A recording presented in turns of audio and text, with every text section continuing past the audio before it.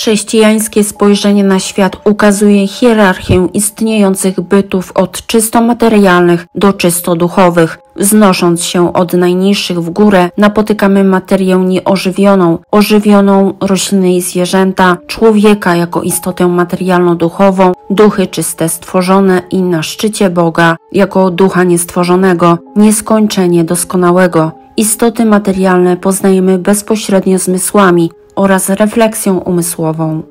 Duchy czyste mogą w świecie materii wywoływać pewne skutki przerastające możliwości samej materii, a także człowieka. Dlatego drugim źródłem naszej wiedzy o nich może być doświadczenie. Tu poznanie jest pośrednie, nie widzimy bowiem ducha doświadczalnie, ale wnioskujemy na jego istnienie i działanie na podstawie skutków działania. Istnieją wiarygodne świadectwa osób, zwłaszcza świętych, że widziały swego anioła stróża czy złego ducha i trzeba być niezwykle ostrożnym, ponieważ skutki, które wydają się mieć pochodzenie anielskie czy demoniczne, mogą pochodzić od nieznanych nam jeszcze przyczyn naturalnych lub też być wynikiem złudzeń.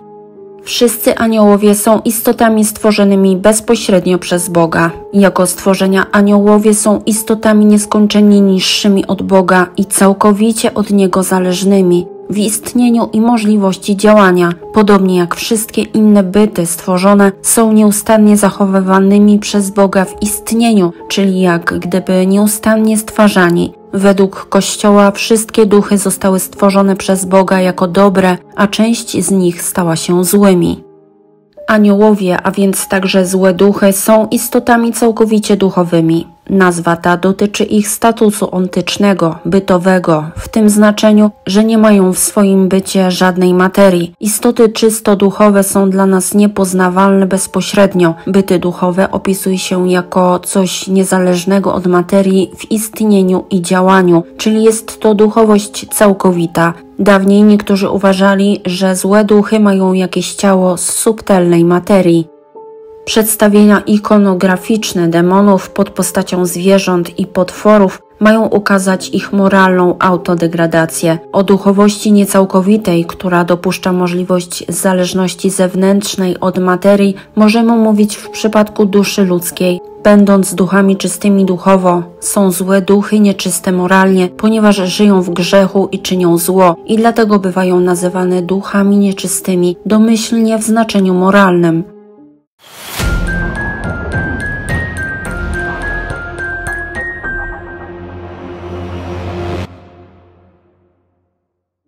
Na podstawie Pisma Świętego wiemy, że aniołowie mają naturę inną od ludzi, ale także, że ich natura jest wiele doskonalsza zarówno pod względem wielkości bytu, jak i władz duchowych, jasności rozumu i siły woli. Aniołowie są niżsi od Chrystusa ze względu na Jego boską osobę, ale wyżsi swoją anielską naturą od Jego natury ludzkiej. Nam trudno wyobrazić sobie istotę duchową. Wydaje nam się, że jest mało realna, mało konkretna, zwiewna jak mgiełka. Tymczasem są to stworzenia realne i potężne. Aniołowie dobrzy i źli są z natury nieśmiertelni. Tylko Bóg mógłby im odebrać istnienie, ale tego nie robi. Nie ma natomiast żadnej przyczyny stworzonej, która mogłaby im odebrać istnienie. Anioł jest bytem prostym, niezłożonym fizycznie z substancji, dlatego nie ma w nim możliwości rozpadu jego natury, jak to ma miejsce u człowieka, który składa się z duszy i ciała, a ciało z wielu różnych części. Zależą jednak bytowo od mocy Boga i gdyby On przestał podtrzymywać ich w bycie, przestaliby istnieć. Będąc istotami duchowymi stworzonymi na obraz Boży i obdarzonymi rozumem i wolą, aniołowie mają godność osobową. Nie są jakąś personifikacją przymiotów bożych czy sił natury, ale jako osoby mogą decydować świadomie i w sposób wolny o swoim losie. Tę godność zachowały także upadłe anioły. Wprawdzie niektórzy teologowie odmawiają im statusu osobowego, twierdząc, że ich całkowita deprawacja moralna wywarła destrukcyjny wpływ także w płaszczyźnie bytowej. Ich istota nie różni się od istoty dobrych aniołów, a najwyżej można przypuszczać o jakimś osłabieniu działania ich umysłu i woli, podobnie jak to stało się z człowiekiem po grzechu pierworodnym. Jako byty niematerialne, aniołowie są niezależni od czasu i przestrzeni. Istnieją poza naszym czasem i przestrzenią, jednak mogą w nie ingerować. Angelologia twierdzi, że anioł jest tam, gdzie działa, to znaczy tam, gdzie używa swojej siły wobec świata ludzkiego i materialnego, to tam jest obecny. Aniołowie nie mogą równocześnie być wszędzie, to jest przymiot samego Boga. Mogą jednak przynosić swoją działalność w przestrzeni w mgnieniu oka. Właściwym miejscem przebywania dobrych aniołów jest niebo, które dla nich jest raczej stanem niż miejscem, a złych duchów piekło. W Biblii spotykamy różne nazwy aniołów: cherubini, serafini, trony, państwa, księża, władze. Różnica między kategoriami aniołów zależą od dyspozycji naturalnych i od darów łaski. Aniołowie różnią się stopniem wiedzy i siłą działania. Każdy anioł jest odrębnym gatunkiem, gdyż nie posiada materii. To znaczy, że wśród aniołów nie ma wielkości jednostek w jednym i tym samym gatunku.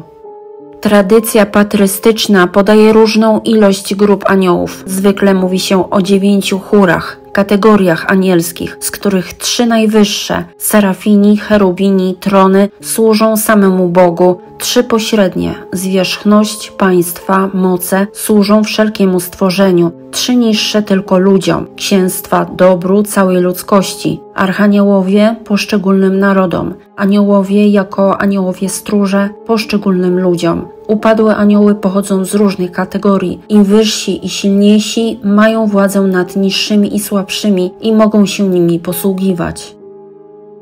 Aniołowie mają zdolność poznawczą wiele doskonalszą od naszej. Ich poznanie jest szersze i dokładniejsze. Mogą rozwijać potężną aktywność intelektualną. Ich zdolność poznawcza jest jednak ograniczona, nie mają bowiem umysłu nieskończonego. Poznają Boga, ponieważ otrzymują w swojej naturze Jego podobieństwo bezpośrednio od Niego, w którym jako w skutku poznają działanie przyczyny. Nie widzą jednak istoty Bożej w sposób naturalny, nie potrafią zgłębić tajemnic, które są w Bogu, jeśli im Bóg nie objawi.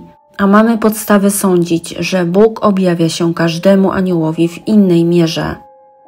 Aniołowie poznają siebie poprzez swoją istotę, a więc bezpośrednio, zgodnie ze swoim bytem, co wynika z ich duchowej natury i zdolności poznawczej. Ich poznanie jest intuicyjne, nasze bardziej dyskursywne, znają materię o wiele doskonalej od nas, różnią się stopniem poznania, bo jak mówi święty Tomasz, otrzymują od Boga większą lub mniejszą ilość wlanej wiedzy. Duchy czyste mogą komunikować wiedzę sobie wzajemnie, nie wiemy jednak w jaki sposób, a także ludziom, przekazując im natchnienia, niekiedy dla nas doświadczalnie, działając na wzrok, wizje zewnętrzne, słuch, głosy zewnętrzne, czy wyobraźnię, wizje wewnętrzne.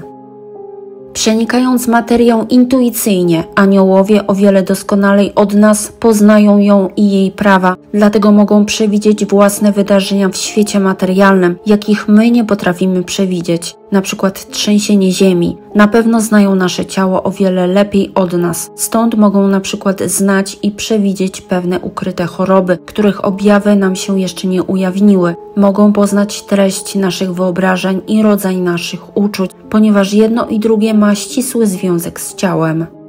Nie mogą natomiast w sposób naturalny i pewny poznać tajemnic duchowych, myśli i pragnień, które nie są uzewnętrznione, a zależą od wolnej woli, a tym bardziej tajemnic łaski. Tylko Bóg zna tajniki ludzkich serc. Aniołowie mogą je poznać, jeśli je w jakiś sposób uzewnętrznimy, albo zdaniem niektórych, jeśli wyrazimy im zgodę na ich poznanie. Dobrze jest pozwolić na to swojemu aniołowi stróżowi, on bowiem nigdy nie wykorzysta tej wiedzy na naszą szkodę, a tylko dla większego dobra. Poznają nas tylko złe duchy, jednak tylko w sposób ograniczony.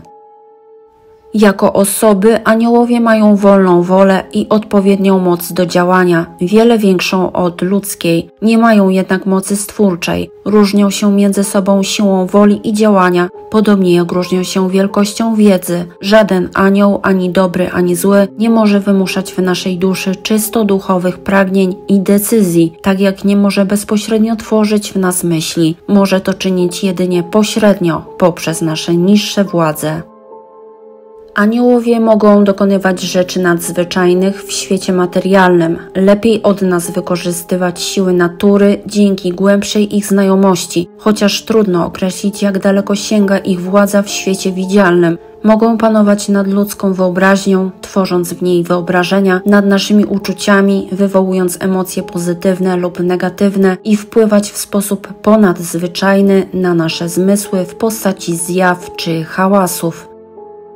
Po stworzeniu aniołów Bóg postawił ich wobec próby miłości i posłuszeństwa. Chciał, by ich wieczny los zależał także od ich wolnego wyboru i zasługi. Ostatnim etapem rozwijającego się procesu zbawienia jest uszczęśliwiające widzenie Boga i doświadczalne uczestnictwo w Bożej naturze. Dla aniołów okres próby był czasem pielgrzymowania, którego kresem miał być ostateczny cel nadprzyrodzony. U aniołów trudno mówić o długości czasu próby. Aniołowie nie istnieją bowiem w zmiennym czasie, ale w nieprzemijającej wieczystości.